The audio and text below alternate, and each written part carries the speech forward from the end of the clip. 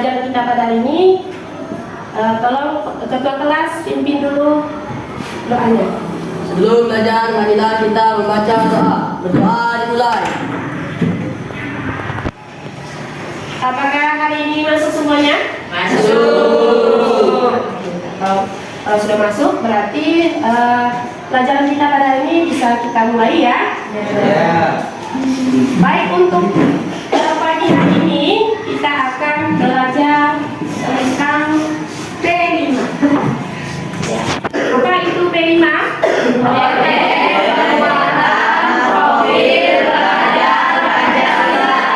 Proyek penguatan profil pelajar Pancasila. Silakan. Teguh P5. Proyek penguatan profil pelajar Pancasila. Pembelajaran P5 kali ini ya, temanya adalah tentang gaya hidup berkelanjutan. Ya, gaya hidup berkelanjutan. Siapa yang tahu apa itu gaya hidup berkelanjutan? Seperti apa? Pak, Kis, contohnya Kis. Nah, kalau gaya hidup berkelanjutan berarti kan hidup kita itu pasti akan berlanjut sampai ke masa depan. Nah itu ya. Nah, jadi topiknya adalah tentang sampahku tanggung jawabku. Ya, sampahku tanggung jawabku. Apa itu sampah? Apa itu sampah? Atau berasal dari mana sampah? Biasanya? Dari manusia atau hasil produktivitas manusia. Nah, biasanya kehidupan sehari-hari berasal dari mana itu? Tentang aktivitas atau produktivitasnya apa? Tentang jajanan. Karena adanya sampah, karena manusia itu memiliki sifat apa? Sifat yang kurang bertanggung jawab. Nah, karena suka buang sampah sembarangan. Apa tujuan pembelajaran kita pada hari ini tentang sampah? Jadi diharapkan kepada siswa agar menjadi manusia yang bertanggung jawab dan bergotong royong dan memiliki kreativitas. Jadi nanti diharapkan setelah belajar tentang sampah-sampah ini, kita menjadi manusia yang sadar akan tentang bahayanya sampah dan menjadi orang yang mau bekerja sama untuk mengurangi atau menghilangkan sampah. Kemudian memiliki kreativitas, berpikir bagaimana caranya supaya sampah itu tidak menjadi sampah, sehingga sampah itu bisa menjadi suatu produk yang bernilai. Nah, itu ya. Jadi itu yang diharapkan tentang tujuan pembelajaran P5 kali ini tentang sampah. Ada berapa jenis sampah? Ada 5. Yang pertama adalah sampah organik. Sampah organik. Ketiga, apa itu B3? Beracun. Sampah kertas. Kelima, sampah residu.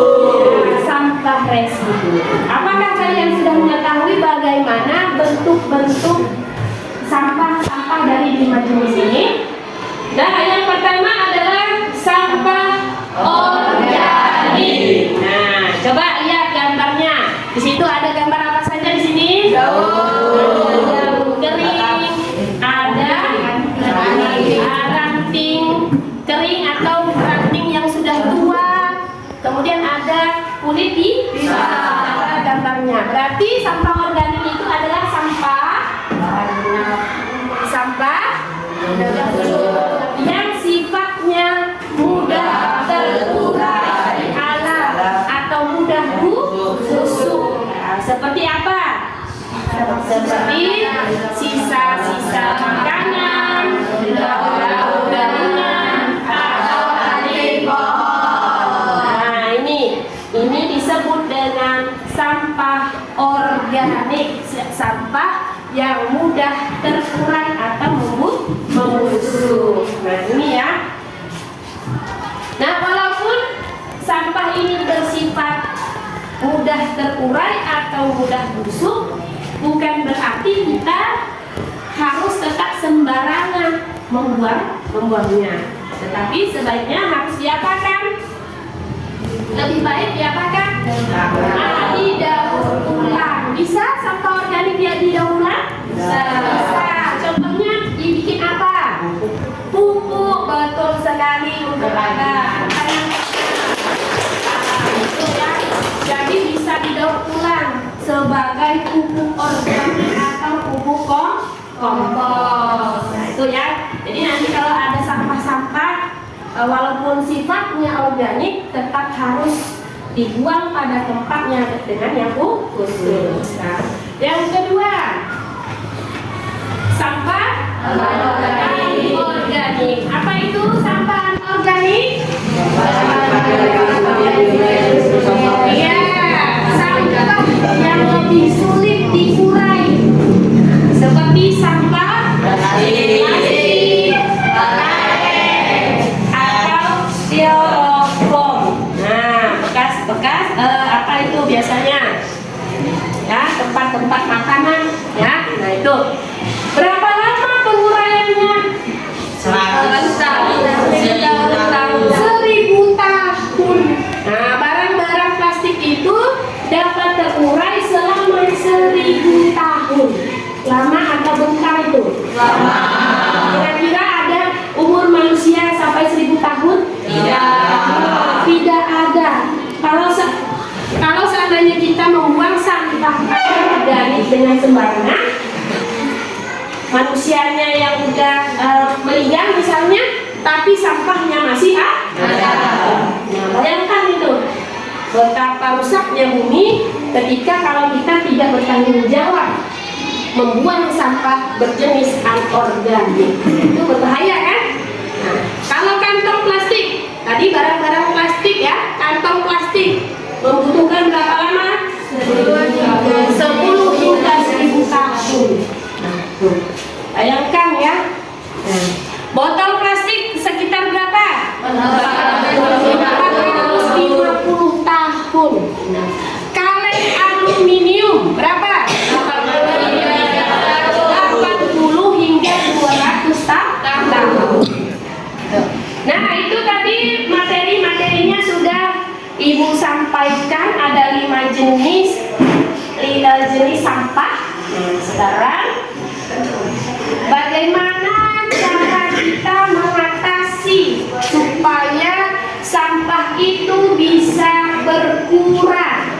Tadi kan sudah disebutkan salah satu dengan cara mendaur ulang. Nah, di sini ada istilah metode 3R dalam pengolahan sampah atau penanggulangan sampah. Apa itu 3R?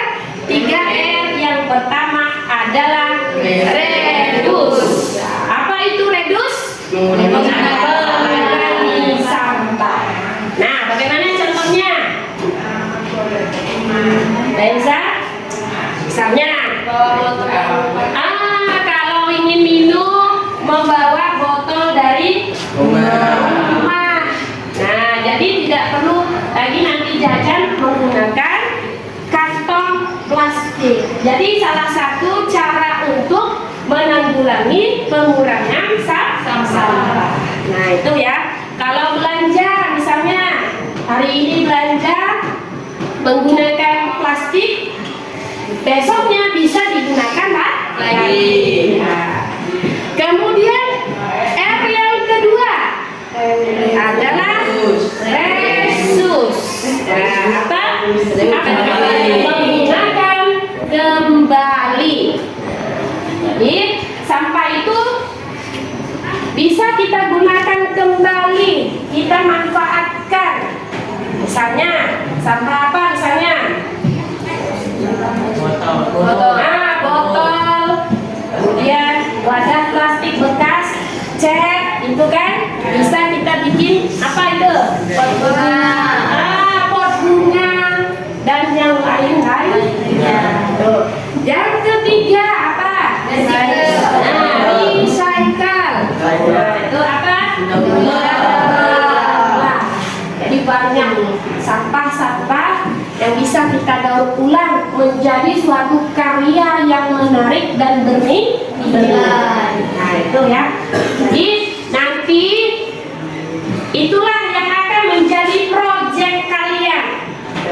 Dari ketiga ini Ibu ambil 2R, yaitu metode yang kedua dan metode yang ketiga, yaitu reuse dan recycle.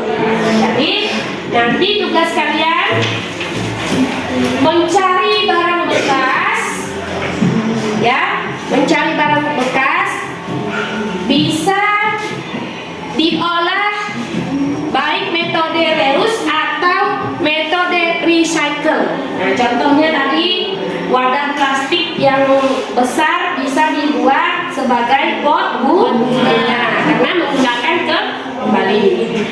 Kalau recycle, nah recycle terserah kalian untuk berinovasi mau buat apa saja. Nah, itu adalah proyek yang akan kalian kerjakan nanti. Sudah cukup jelas? Nah, kalau sudah cukup jelas, kita bagi kelompok menjadi 5 kelompok.